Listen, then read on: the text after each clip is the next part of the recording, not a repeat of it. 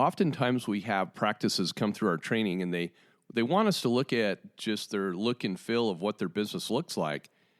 And when we graduate from dental school, we look in the mirror and know exactly what a dentist looks like. Pretty scary, really. However, where in our curriculum are we taught to create the business of dentistry, let alone the clinical business of dentistry? What is this business of ours supposed to look like in comparison to the outside world? We begin our podcast right there. Computers are live, mixer is up, levels are good. Equalizer is good, ready channels 1 and 2. Mic is live in 3, 2, 1, roll it. Welcome, listeners, to the My Practice, My Business podcast, where we teach dentists and their teams how to reclaim forgotten profitability in dentistry with our clinical business of dentistry training. And now, the host of our show, the clinical director at My Practice, My Business, Dr. Rob Thorup. I know all of you would laugh at me if you actually got to see how we put these podcasts together.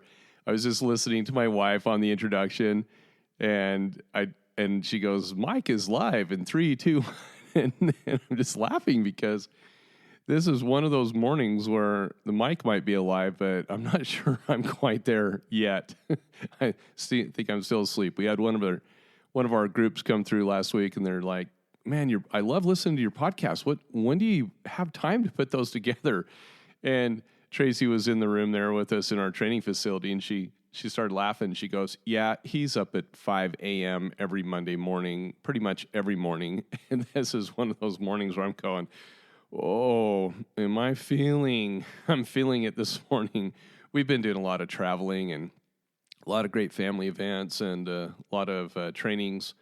And it's just been exciting to see where our company has climbed to. And boy, I just want to say thank you to all of you who are out there, who've been through our training and are thinking about going through our training and listening to our crazy podcast every day. And thank you so much for all your support.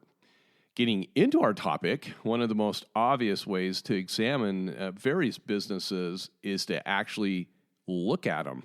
Next is to know what you are reviewing when you're looking at them. And lastly, you need to realize how the look and feel of your dental business benefits you.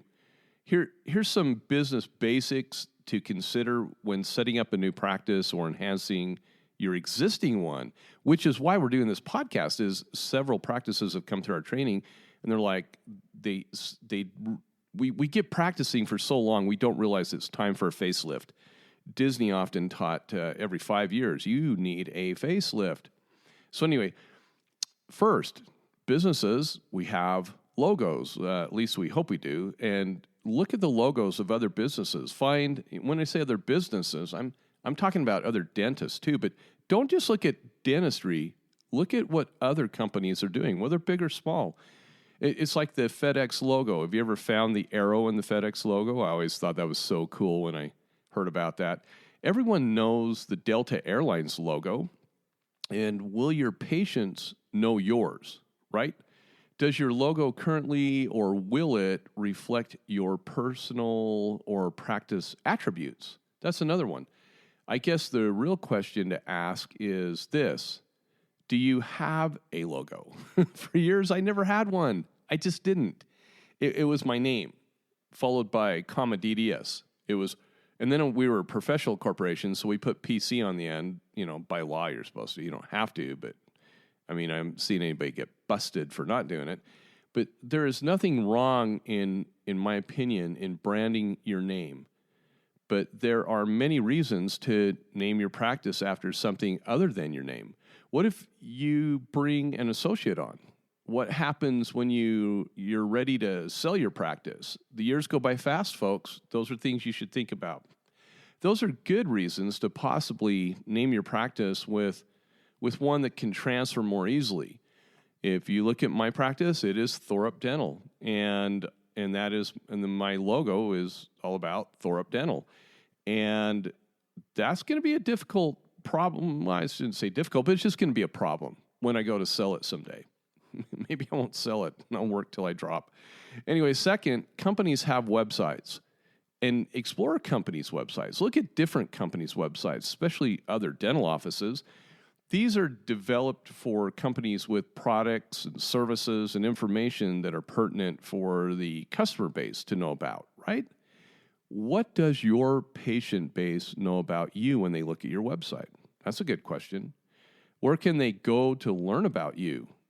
Be certain that your website differentiates your practice and your services and is interactive with your patients, especially potential patients. Make sure that they can go there and they're able to print their forms that they're supposed to bring in, because when they go to your website and print those off, that also helps the search engine optimization, helps those spider bots be able to do the things that they need to do. Remember, dental patients are increasingly web savvy, and the internet is key to the future of advertising. There are some really good dental websites that I've seen, but just because they look good doesn't mean they are good for the Google search engine, right? Some websites look great, but they just are not that interactive. Also, patients are interested in not just what you do, but who you are and who your staff is. So pictures of the caregivers in a dental office and a little bit of personal information, that can help patients feel at ease with you and your team.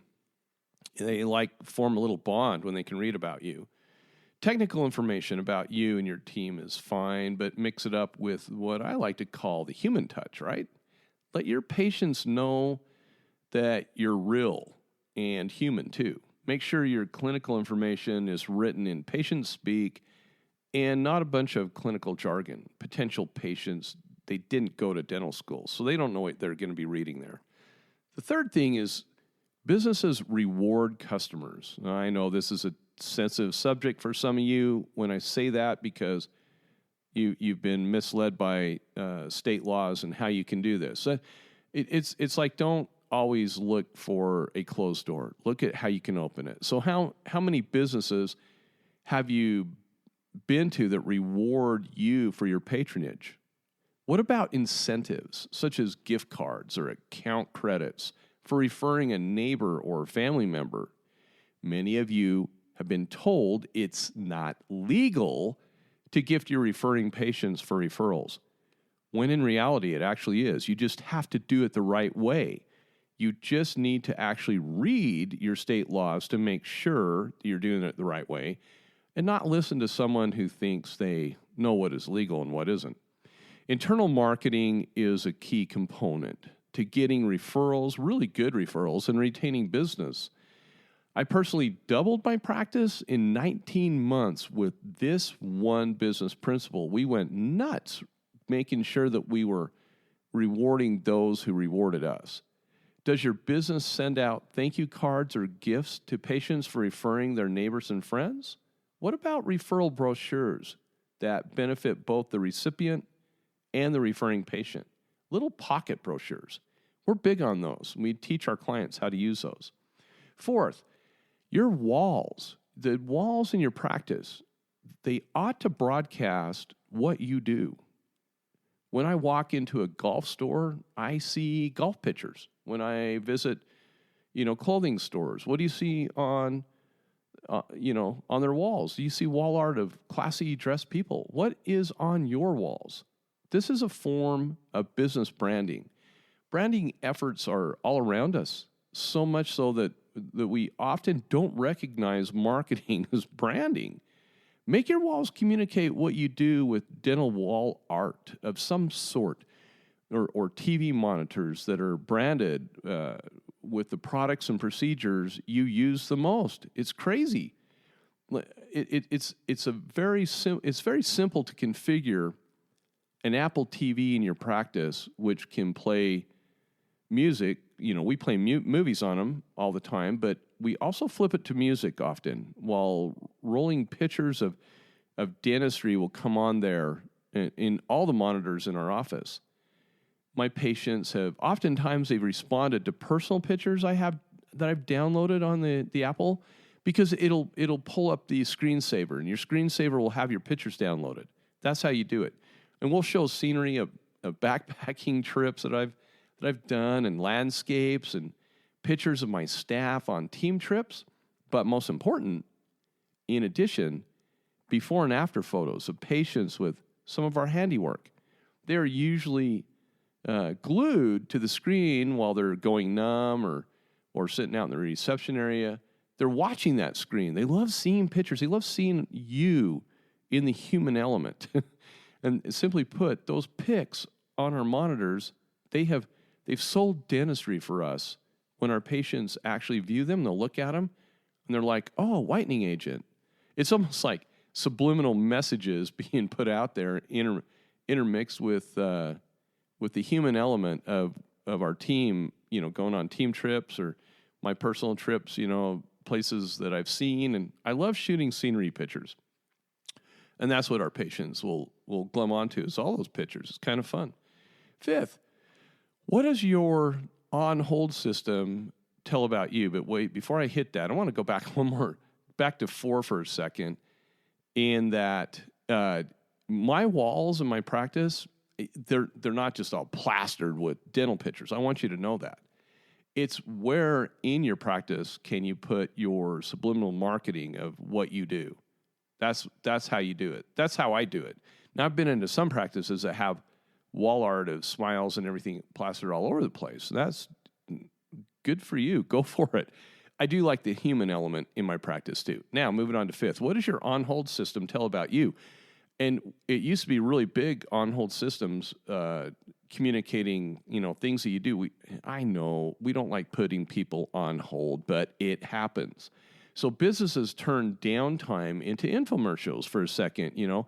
It'll have like a little blurb about whitening, and then it'll say, "Thank you so much for holding. We'll be right with you." And just a few more seconds, we'll be there. In between, those are little verbiages that are stated between, just little blurbs about what you do.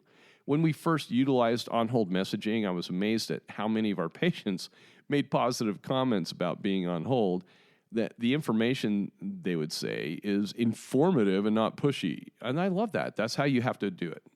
You need to have it be informative but not pushy. Some of the newer voice over internet providers are having issues playing infomercials, playing back your on-hold message.